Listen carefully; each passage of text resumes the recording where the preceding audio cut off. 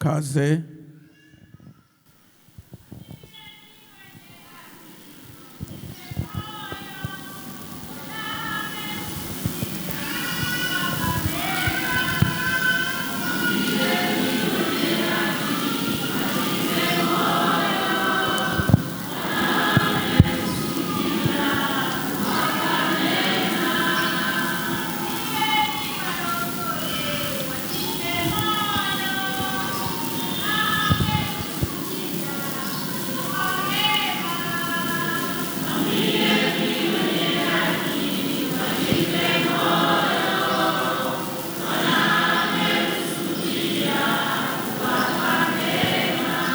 Murakoze cyane. Tuzingurure Bibiliya zacu turabe mu gitabo cy'ubutumwa bwiza bwa Yesu Kristo uko bwanditswe na Luka mu gice cya 2 dusome ku murongo w'10 turageza ku murongo w'11.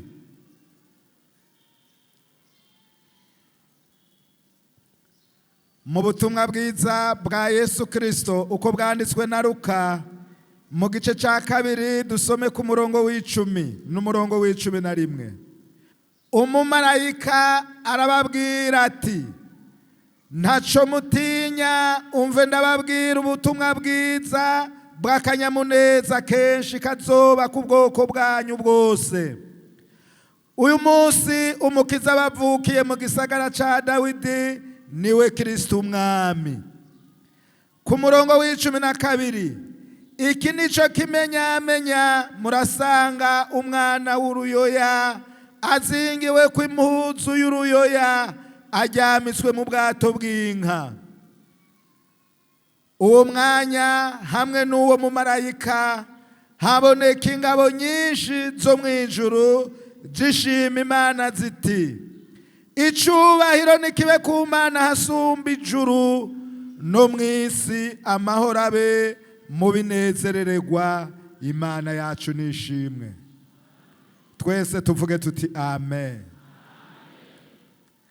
Aha tubona ukuvuka kwa Yesu Kristo. Iki gihe ukuvuka kwa Yesu Kristo kwari gushitse. Bibiliya ijambo ry'Imana rivuga ngo hariya ku murongo w'7 muri iki gice ku murongo w'7, avyara umuhungu w'imfura, amuzingira ku impuzu y'uruyoya, amuryamika mu bwato bw'inka, kuko bari babuze umwanya mu ndaro. Mariya avyara umwana w'umuhungu w'imfura, amuryamika mu bwato bw'inka, kuko hari babuze umwanya mu ndaro. Umumarayika abwira abungere ati, ntaco mutinya, umve ndababwira ubutumwa bwiza. Umumarayika arabwira abungere ati, ntaco mutinya, umve ndababwira ubutumwa bwiza, ubutumwa bunezereza, ubutumwa bubohora, ubutumwa buruhura, ubutumwa buzana amahoro. Uyu munsi umukiza arabavukiye mu gisagara ca Dawidi, niwe Kristo umwami. Kristo risobanurwa ngo wasizwe amavuta n'Imana. Bene data, kuri uyu munsi twibuka ukuza kwa Yesu Kristo. Kuri uyu munsi twibuka Yesu Kristo aho yaza kuducungura. Kuri uyu munsi wa Noeli y'uyu munsi hari ikintu nagomba kubibutsa. Umve ndababwira ubutumwa bwiza. Erega twebwe turi hano twaza ngo twumve ubutumwa bwiza. Hariho abantu bamaze iminsi bumva ubutumwa bubi. Hariho abantu bamaze iminsi bumva ubutumwa buca ivutu. Hariho abantu bamaze iminsi bumva ubutumwa bubabaza. Hariho abantu bamaze iminsi bumva ubutumwa bw'ibitutsi. Hariho abantu bamaze iminsi bumva ubutumwa bw'abantu babi. Hariho abantu bamaze iminsi bumva ubutumwa bw'inzigo. Hariho abantu bamaze iminsi bumva ubutumwa atari bwiza. Bene data, umve ndababwira ubutumwa bwiza, ubutumwa bw'amahoro. Tugororere ibiganza byacu Imana. Nukuvuga ngo uyu munsi umukiza arabavukiye, arabavukiye, niwe Kristo umwami. Kristo uyu munsi ntavutse, ariko yaravutse. Twebwe turibuka gusa. N'ubu Yesu aracari hano. Abaririmbyi bahejeje kuririmba ngo Yesu araganje, Yesu n'umwami. B'abanyabwenge bamushikaniye amashikanwa, izahabu vyerekana yuko ari umwami. Baramusikaniye imibavu, vyerekana ko ari umuherezi mukuru asumba abandi baherezi bose. Baramuzaniye n'isenga, vyerekana ko azopfa akazuka. Tugorore ibiganza byacu Imana. Mbega none wewe wamuzaniye iki? Wewe none wamuzaniye iki? Uwo munsi umukiza abavukiye mu gisagara ca Dawidi niwe Kristo umwami. Yesu yongera avukire muri wewe. Kuvuka kwa Yesu byari ishitswa ry'ubuhanuzi. Kuza kwa Yesu byari ishitswa ry'amasezerano yari yaravuzwe. Yari yaravuzwe nande? Yari yaravuzwe n'Imana ubwayo igihe yarema abantu. Yari yaravuzwe nande? Yari yaravuzwe n'abahanuzi abavugishwa n'Imana. Yari yaravuzwe nande? Yari yaravuzwe n'abamarayika. Byari ishitswa ry'ibyo abamarayika bari baravuze. Erega bene data, ivyo Imana yavuze ntibizoteba, ariko bizoshika. Isirayeli yari ifise amasezerano ko izoronka umukiza. Yamara twebwe dufise amasezerano ko Yesu Kristo azoza kudutwara. Ahari abo yacunguye, abamwakiriye kugira ngo ahari tuhabe. Imana yacu ishimwe. Imana yacu ishimwe. Harabonetse ivyica ayo masezerano. Harabonetse amageragezwa. Harabonetse ibibazo. No mu gihe ca Yesu harabonetse ibibazo.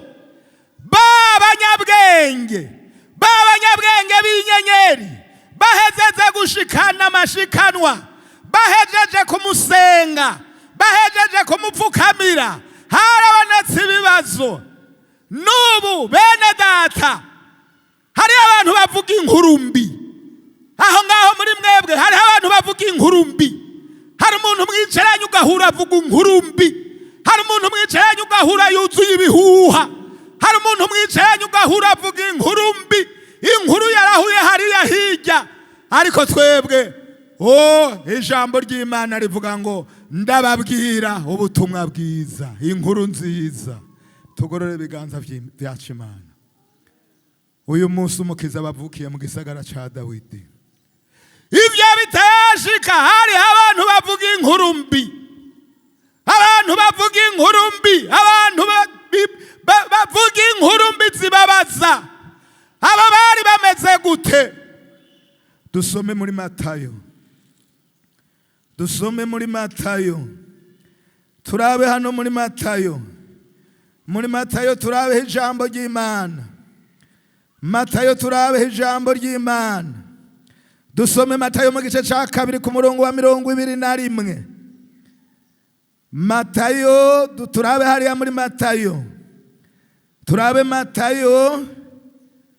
Matayo mu gice ca 2 ku murongo wa 16. Nagomba nsabe Parasida ashike hanasome. Aha tuhabona abantu bavuga inkuru mbi, abantu babi, abantu bavuga inkuru mbi. Ndasoma mu izina rya Yesu Kristo.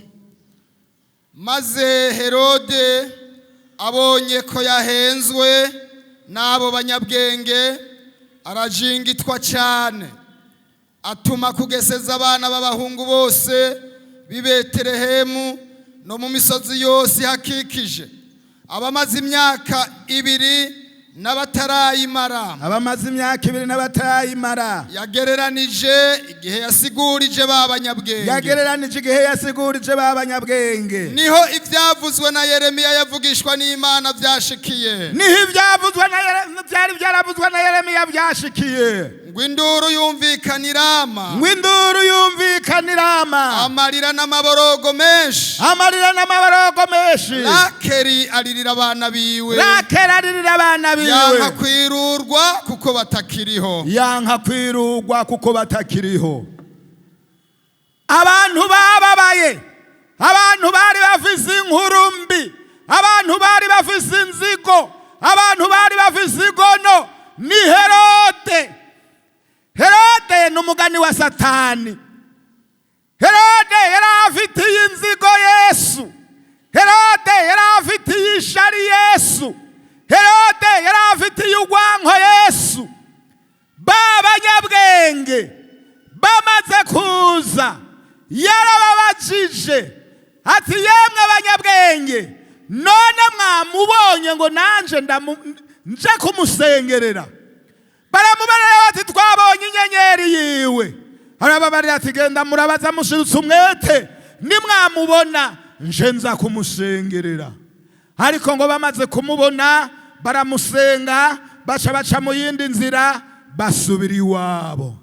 Herode abonye ko bahenzwe n'abanyabwenge arababara, acageseza abana bose b'i Betelehemu. yatanguriye igihe yasiguje, arabageseza arabica. Ariko ngo ivyo byari byaravuzwe n'uwavugishwa n'Imana Yeremiya. Yesu ataraza, hagisigaye nk'imyaka 400 canke irenga, Yesu atari bwavuke, ngo induru yumvikanirama. Rakeri ngo aririra abana biwe, yanka kwirugwa kuko batakiriho. Kubera iki? Rakeri yari yarahambwe i Betelehemu, yarapfuye kera. Ariko kandi ngo aho hantu niho biciye abana b'abahungu bari bamaze imyaka 2 n'abatarayimara. Hanyuma Imana ngo irabona ko na Rakeri yatevye akababara. Yesu adufashe. Yemwe abazana injira ya Herode ndabakebuye. Yemwe abazana injira ya Herode ndabakebuye. Yemwe abazana injira ya Herode ndabahanuye. Yemwe abazana injira ya Herode ndabakebuye. Garuka, garuka. Uyu munsi ndababwira ubutumwa bwiza. Uyu munsi umukiza abavukiye mu gisagara ca Dawidi, niwe Kristo umwami. Tugorore ibiganza byacu dushima Imana. Mbega mwumva ubu butumwa bwiza bwaburiki? Kuza kwa Yesu kwari kumara amazi ububasha bw'umwasi, kwari gusangangura ibikorwa bya Satani. Kuza kwa Yesu kwari kwerekana yuko ivyavuzwe n'abavugishwa n'Imana vyashitse. Erega abavugishwa n'Imana bari barabivuze. Yesaya yari yarabivuze 9:6. Uwahabonye nasome, ingo parasi dusome. Yesaya 9:6, igice 9:6 mu gitabo ca Yesaya. Igitabo cy'uwavugishwa n'Imana Yesaya igice 9:6. Kuko umwana atuvukiye, duhawe umwana w'umuhungu, ubutware buzoba ku bitugu vyiwe, azokwitwa igitangaza, umujanama, Imana y'ubushobozi, data wa twese ahoraho, umukama w'amahoro. Haleluya, shishikara. Ukugwira ku butware bwiwe n'amahoro ntibizogira iherezo.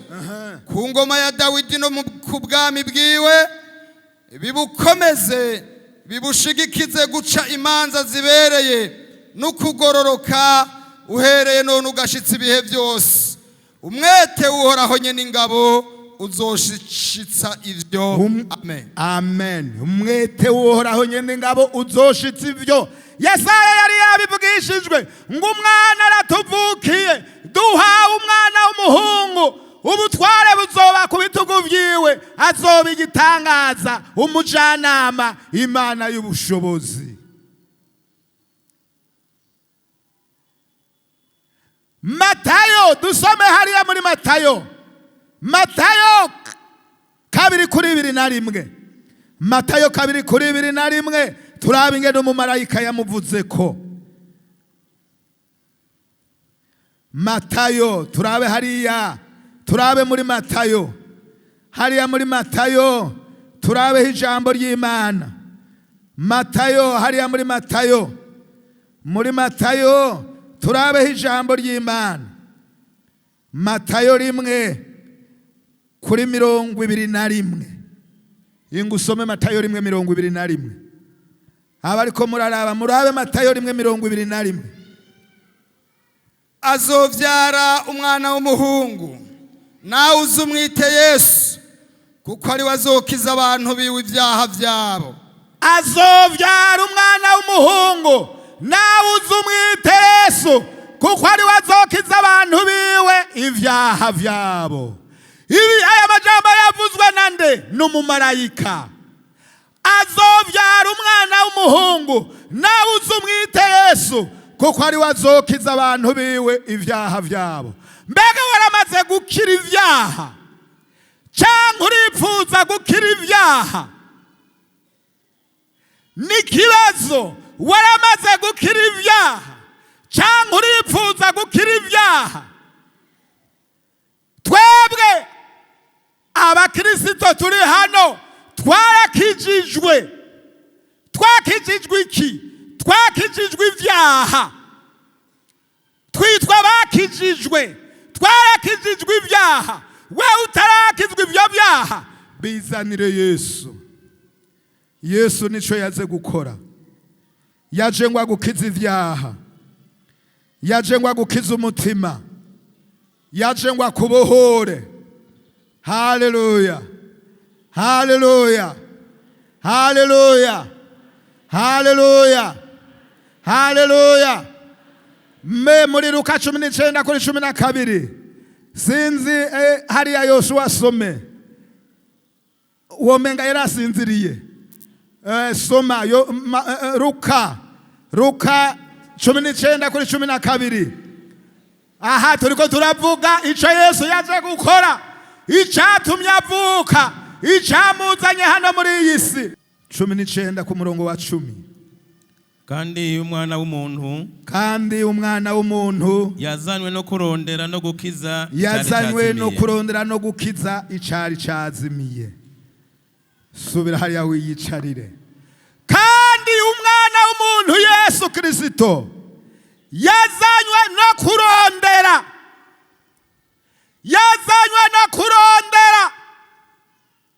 yarandondeye, yazanywe no kurondera, yaraturondeye, araturondera. Bamwe bari mu busambanyi, abandi bari mu busuma, abandi bari mu kwiba, abandi bari mu buborerwe. Manywera avuye aha gusa ni wavuze ati jewe kuva ndi umwana naguma nza aha gusa. Yesu adufashe. Ngira ntiyigeze anywa ikiyeri, ngira ntiyigeze anywa ikanyanga. Eka yamara yaraturondeye. Hari abo yakuye mu busambanyi, mu bumaraya, hari aho yakuye hariya kure, arabarondera. Yarandondeye jewe,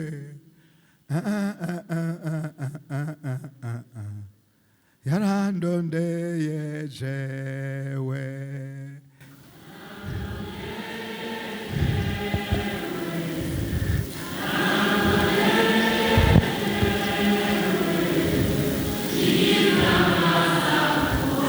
Niryo ryari ryasize.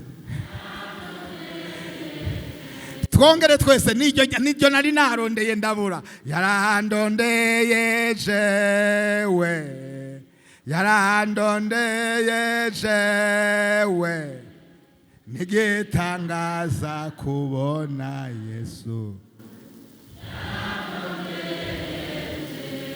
Wow, barakoze abo muri korale ya mbere. Nigitangaza pe, nigitangaza pe, kubona Yesu yarataye icubahiro ciwe. Nigitangaza pe, kubona Yesu yarasize intebe mw'ijuru. Nigitangaza pe, kubona Yesu yaraje akandondera, akaturondera, akarondera wewe, akarondera na jewe. Twara abafafara, twara abantu twari kure, yamara Yesu aratuzana. Ubu ngo twitwiki abana b'Imana, ubu ngo twitwiki abami. Tugorore ibiganza byacu Imana. Haleluya, haleluya, haleluya. Aho muri mwebwe ishengero bene data, twebwe twese Bibiliya ivuga ngo turabami, turarindiriye kuja mu bwami bwo mw'ijuru, kandi abakijijwe n'ubwami bwo mw'isi bazobucako. Aho ngaho mw'ishengero hari uw'Imana yateguriye azoba perezida, uwundi akaba umushikiranganje, uwundi akaba nuko, hanyuma uwundi kamutegura akamera uko mumeze, agasa uko mumeze. Yarandondeye jewe, yarandondeye jewe, nigitangaza kubona Yesu. Yarandondeye jewe.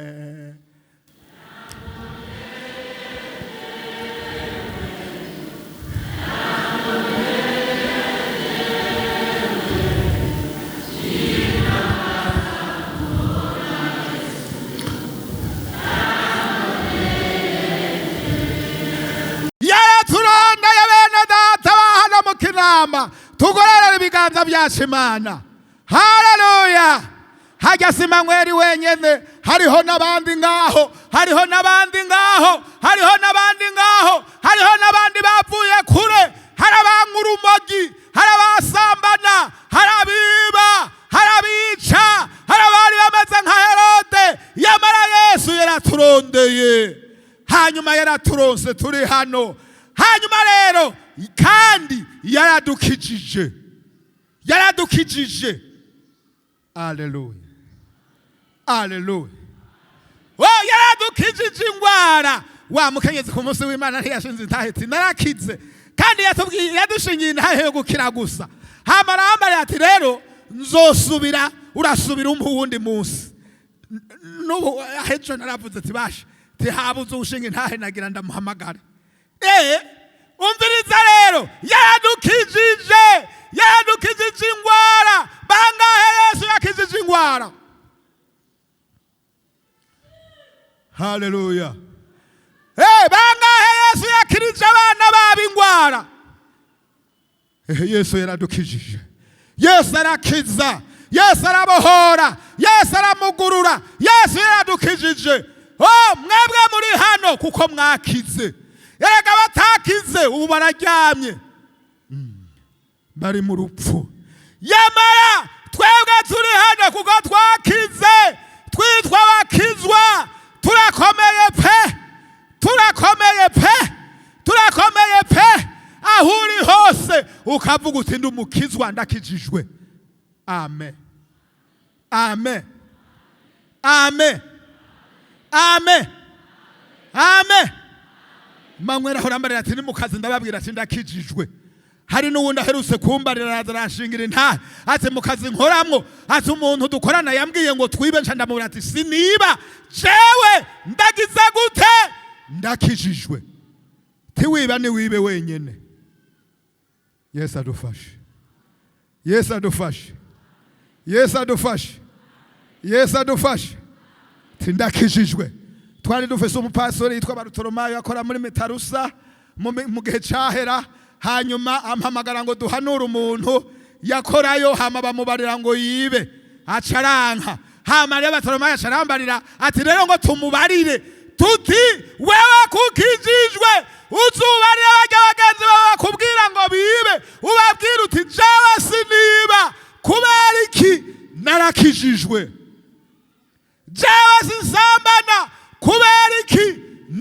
narakijijwe jewe sindoga sinywa umuti kubera iki narakijijwe ngwaye ngenda kwa muganga sindaguza sindagura hoya ngwaye ngenda kwa muganga.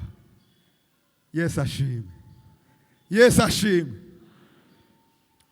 Rero twebwe bakijijwe dukora iki? None twebwe bakijijwe dukora iki? Ubu rero twebwe tubibereye mu rugendo rwo kuja mu ijuru. Zaburi kabiri ingo Yoshua garuka usome Yoshua Zaburi, soma Zaburi kabiri, soma kuri 12. Zaburi kuri 12 isho dukwiye gukora.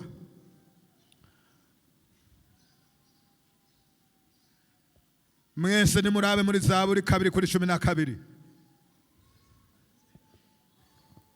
Mugumbire urya mwana kugira ngo ntashavure. Mugumbire urya mwana kugira ngo ntashavure. Muri Bibiliya ya kera havuga ngo ntarake. Namwe mugahonera mu nzira. Namwe mugahonera mu nzira. Turacari mu nzira, turacari mu rugendo. Kuko ishavu ryiwe ryoca riziriringa. Kuko ishavu ryiwe ryoca rivyuka rikaziriringa. Harahiriwe abamuhungira ko bose. Hahirwa abamuhungira ko bose. Iyicarire Yoshua, ico nico dukwiye gukora. Mugumbire urya mwana kugira ngo ntashavure. Mugumbire urya mwana kugira ngo ntarake. Mugumbire urya mwana kugira ngo ntashavure. Kuko uburake bwiwe bwoca buziriringa. Namwe mugahonera mu nzira. Ni bangahe bagomba guhonera mu nzira? Oya ntumanike, abo ntabo tugomba. Ni bangahe bagomba gushika iyo turiko turaja hahandi? Bangahe bagomba gushika? Haleluya, haleluya, haleluya. Umuremyi yavuze ngo turagomba kubandanya tujabuke Yorodani. Turagomba kubandanya tujabuke Yorodani.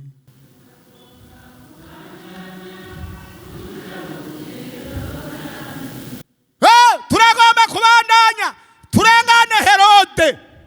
Bene data ingo tubandanye turengane Herode, turengane impwemu mbi. Nagomba gusubira kubibutsa ntimuce kwa Herode, yamara muce kwa Yesu. Mugumbire urya mwana kugira ngo ntashavure. Mumugumbire, hahirwa abamuhungira ko bose abumvisha ijambo ry'Imana bakaryakira. Imana ibahezagire.